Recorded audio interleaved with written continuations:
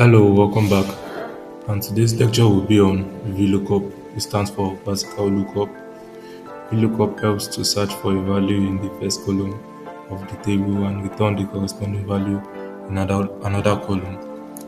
So we'll be using our last week real life scenario to also solve for VLOOKUP, which is what we did for the HLOOKUP. Check out the last video. So we copy it, then transpose it, because VLOOKUP deals with columns while HLOOKUP deals with rows. So we're transposing it to rows so we can solve the problem of HLOOKUP.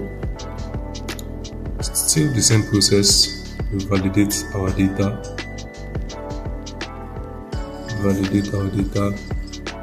Using the data validation. Check out my previous videos. You see data validation, learn how to use data validation. Change it to list. Then highlight the stub IDs to validate the data.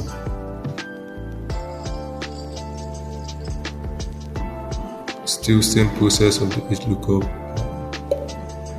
So now how to use the VLOOKUP. That is, press equals to on your keyboard, then VLOOKUP, select VLOOKUP. Still same process as you can see. So the only difference in VLOOKUP is this part, column index. That's the difference from VLOOKUP to HLOOKUP.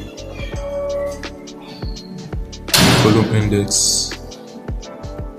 The HLOOKUP has row index while VLOOKUP has column index. Select false, then click on enter.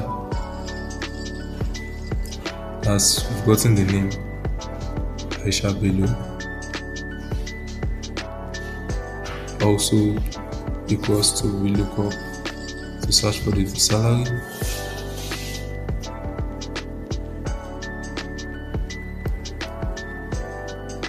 Select the validated data as a lookup array,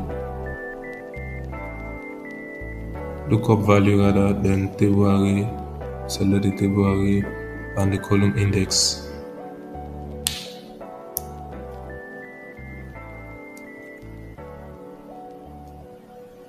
Click on enter.